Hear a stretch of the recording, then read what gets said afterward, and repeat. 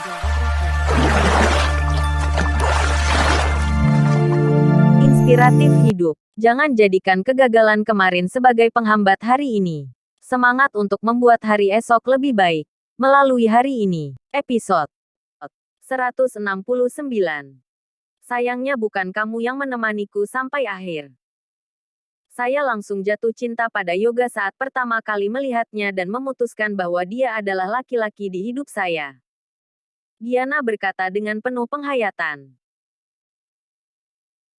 Sandy terus memegang ponselnya untuk merekam sambil memasang senyum jahat di wajahnya dan berpikir, Diana, jika bukan karena satu keluarga denganmu dan masih harus mengandalkanmu untuk memajukan keluarga di masa depan, kakak benar-benar tidak tahan ingin mengungkap kebusukanmu di tempat. Tidak ada seorang pun di sini yang tahu bahwa saat itu Giana masih bersuami. Jadi semua yang dikatakan Giana pun terdengar sangat romantis. Kamu jatuh cinta pada pandangan pertama padaku. Sementara aku jatuh cinta pada pandangan pertama padamu. Bukankah ini kisah percintaan yang terindah? Terlebih lagi, baik Giana maupun Yoga termasuk dalam kategori yang sangat rupawan.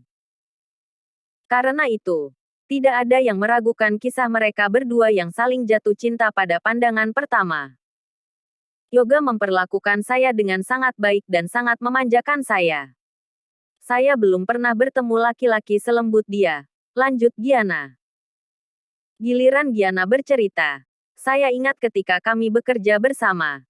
Dia tidak sabar ingin memberitahu saya konsep dan ide desainnya. Selain itu, dia sangat menghormati pendapat saya. Begitu saya punya ide, dia akan begadang semalaman dan menggambarnya. Lama-kelamaan, saya tertarik dengan kelembutan dan bakatnya. Akhirnya saya pun berpacaran dengannya.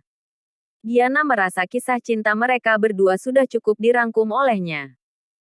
Tetapi, Daniel Mananta selaku pembawa acara masih saja mengajukan pertanyaan lagi. Tadi Tuan Yoga bilang ketika mendesain rumah, dia mendesainnya sebagai sarang cinta masa depan kalian berdua. Karena Nona juga jatuh cinta pada Yoga pada pandangan pertama. Apakah Nona pernah membayangkan tempat itu sebagai sarang cinta kalian di masa depan? Giana menggigit bibirnya. Pada saat ini, dia teringat Sean. Dia tidak berani menjawab karena Grand Giana dibangun berdasarkan usulan Sean. Jadi tempat ini seharusnya merupakan sarang cintanya dan Sean. Namun, di hadapan begitu banyak tamu, Giana hanya bisa mengikuti cerita Yoga dan menjawab, benar. Waktu itu, saya juga pernah membayangkan tinggal di sana bersama Yoga di masa depan dan menjalani kehidupan yang manis dan bahagia. Melihat Giana berbicara semakin pelan, Daniel menggodanya. Sepertinya pengantin wanita kita agak pemalu. Saat baru kenal sudah membayangkan hal-hal seperti ini. Tentu saja pihak pengantin wanita akan merasa malu. Oh, iya. Saya masih ada satu pertanyaan lagi. Nama Grand Giana ini benar-benar bagus. Siapa yang mencetuskannya? Lagi-lagi Giana tercengang dan sedikit panik. Sean yang mencetuskan nama ini. Tapi mana bisa aku mengatakannya? Giana hanya bisa berbohong lagi. Saya yang membuatnya sendiri. Nama saya Giana. Saya berharap belahan jiwa saya nantinya orang berbakat yang agung. Jadi saya memilih nama ini. Pembawa acara mengulurkan tangannya. Lalu menunjuk Yoga dan berkata, Grand. Lalu menunjuk Giana dan berkata, Giana. Grand dan Giana adalah pasangan yang sempurna. Teman-teman, setelah Grand Giana dibangun, apa para hadirin mau ke sana dan mengunjungi istana cinta mereka? Banyak tamu yang menanggapi dan menyahut, mau. Sandy menggelengkan kepalanya. Untungnya, Sean tidak ada di sini. Jika tidak, dia akan membalik meja dengan sangat marah. Setelah pembawa acara dan pengantin selesai berbicara, Sandy berhenti merekam dan mengirim video itu ke Sean. Lana yang duduk di sebelah Sandy dan melihat ini semua pun bertanya, Sandy, kamu kirim ke siapa rekaman itu? Sandy tertawa dan menjawab, oh, adikku. Lana mendengus dingin. Biarkan Yuana si gadis nakal itu melihat pernikahan elit agar tidak memalukan ketika menikah di masa depan. Sekarang Lana dan Jayadi sudah memanjat ke keluarga Liono karena Giana dan lagi-lagi mendapatkan kembali dukungan nenek Wangsa. Status keluarga mereka pun lebih menang daripada keluarga Jayanata. Karena itu, Sandi bahkan harus menghormati mereka berdua dan sering digunakan sebagai pelayan oleh mereka. Betapa Sandi mengharapkan bahwa pengusiran Sean dari keluarga besarnya palsu. Kemudian Sean menikahi adik perempuannya. Dengan begitu, Sandi tidak perlu menerima kemarahan keluarga Giana. Selanjutnya, acara pernikahan pun tiba di bagian paling ditunggu-tunggu, yaitu janji suci. Ini bagian yang paling menjijikkan bagi Sean. Setiap mempelai mengatakan, "Saya bersedia." Namun, begitu pasangannya menjadi tua, jelek, dan tidak punya uang, tidak akan ada yang mau berbagi suka dan duka. Sesudah itu, mereka akan saling berebut mengajukan perceraian. Tahun lalu, tingkat perceraian nasional adalah 63% dan termasuk angka tertinggi di dunia. Jadi, janji suci semacam ini hanyalah sebuah lelucon. Sean memutuskan bahwa ketika menikah lagi nanti, dia tidak akan pernah membiarkan pembawa acara menanyakan pertanyaan ini. Yoga Liono, apa Anda bersedia menikahi Giana Wangsa, merawatnya dan mencintainya?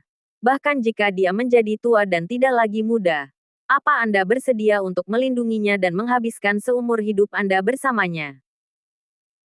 Di dalam hatinya, Yoga masih memiliki rencana tidak bermoral yang sudah direncanakannya.